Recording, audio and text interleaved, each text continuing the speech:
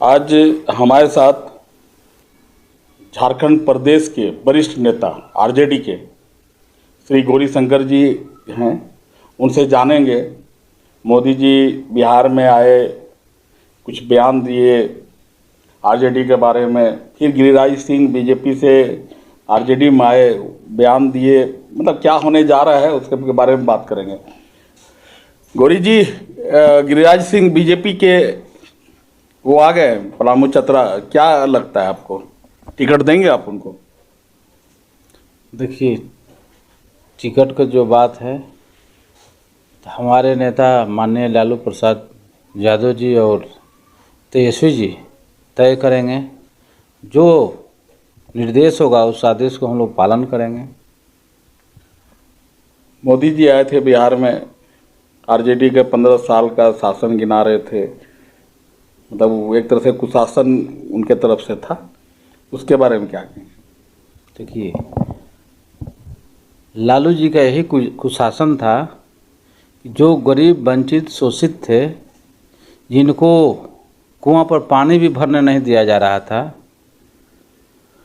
जिनको कुर्सी पर बैठने नहीं दिया जा रहा था, जिनको खटिया पर बैठने नहीं दिया जा रहा था, जिनको छाता ओढ़ कर दरवाजे से जाने नहीं दिया जा रहा था, घोड़ा पर चढ़ने नहीं दिया जा रहा था, गाड़ी पर घूमने नहीं दिया जा रहा था, उसको लालू जी ने विधायक और सांसद बनाया। यही लालू जी का कुशासन था। मोदी जी को बोलने में भी शर्म उनको आना चाहिए था, लेकिन इनका तो शर्म भी नहीं है। मोदी जितने भी वादा किए हैं, इनका सब वादा, जितना भी वादा है, सब खोखला रहा है, सब झूठा है। मोदी जी झूठ का फैक्ट्री भी है, रिटेलर भी है, होलसेलर भी हैं। जितना भी झूठ सीखना हो तो मोदी जी से सीखें। मोदी जी को झूठ बोलने में शर्म भी नहीं आता है। और जिस तरह से मोदी जी ने बात किया है बिहार के लिए जंगल राज का, तो जब लालू जी के शासन था तब बिहार के गरीब गुरबा अमन चैन में था। आज जिस तरह से देश में चल रहा है, गरीब गुरबा के थाली में रोटी नहीं है, दाल नहीं है, लोग भूखे पेट सोने के लिए तैयार हैं, मजबूर हैं। और छोटे मोटे दुकानदार हैं, किसान हैं, उनका कर्ज माफ़ होना चाहिए था। तो बड़े बड़े पूंजीवादियों का कर्ज माफ़ हो रहा है, जो भारतीय जनता पार्टी को चंदा दे रहे हैं उनका कर्ज माफ़ हो रहा है। मोदी जी सेट कर कर विदेशों में अपना 8 दोस्तों को, जिसमें कि विजय माल्या, नीरव मोदी, चौकसी जैसे 8 पूंजीवादियों को विदेश भगाने का काम किया। उसमें मोदी जी का सबसे बड़ा हाथ है और उसमें चंदा लिया गया है।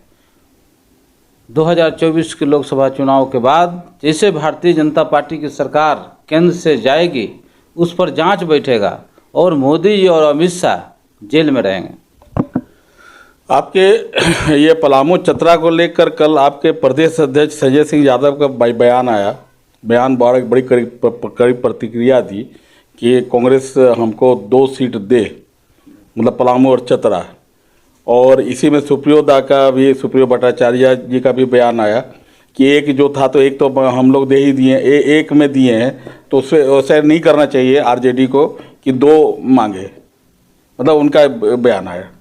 देखिए, आरजेडी को पूरे 81 सीट पर मजबूत जनाधार है, लेकिन गठबंधन धर्म निभाते हुए हम लोग 2 सीट मांग कर रहे हैं और उचित मांग है। हम लोग चाहे विधानसभा का 81 सीट हो, चाहे लोकसभा का 14 सीट, हम लोग पहले से भी गठबंधन धर्म निभाए हैं, आगे भी हम लोग निभाने के लिए तैयार हैं। और जो हम लोगों को निर्देश होगा आला कमान का, उस निर्देश को हम लोग पालन करेंगे। गौरी जी, अभी क्या लगता है आपको, जैसे अभी हालात, जैसे अभी बीजेपी के हर जगह कद्दावर नेता और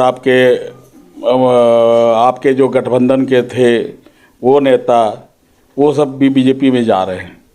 मतलब इंडिकेट कर रहा हूँ मैं आपको झारखंड का ही, जैसे सीता सोरेन हो गई, गीता कोड़ा हो गई। और सीता सोरेन यहाँ तक कि सीबीआई जांच का मांग की है अपने हस्बैंड को, कि वो हस्बैंड के लिए, दुर्गा सोरेन के लिए, कि हमें उस पर जांच होना चाहिए, संदिग्ध मौत है। इस पर क्या बोलेंगे आप? आप लोगों को तो पहले भारतीय जनता पार्टी से पूछना चाहिए कि जितने अभी भारतीय जनता पार्टी में सीता सोरेन का आप नाम लिए, या मधु कोड़ा के पत्नी गीता सोरेन का नाम लिए, उस पर भारतीय जनता पार्टी के लोग पहले से आरोप लगाते आए हैं कि मधु कोड़ा ने 4,000 करोड़ घोटाला किया। आज उसी घोटालेबाज के पत्नी को आप पार्टी में ले रहे हैं। आप क्या साबित कर रहे हैं? आप कितने साफ सुथरे पार्टी हैं? आपका पार्टी कितना साफ सुथरा है, अब बताने की ज़रूरत नहीं है।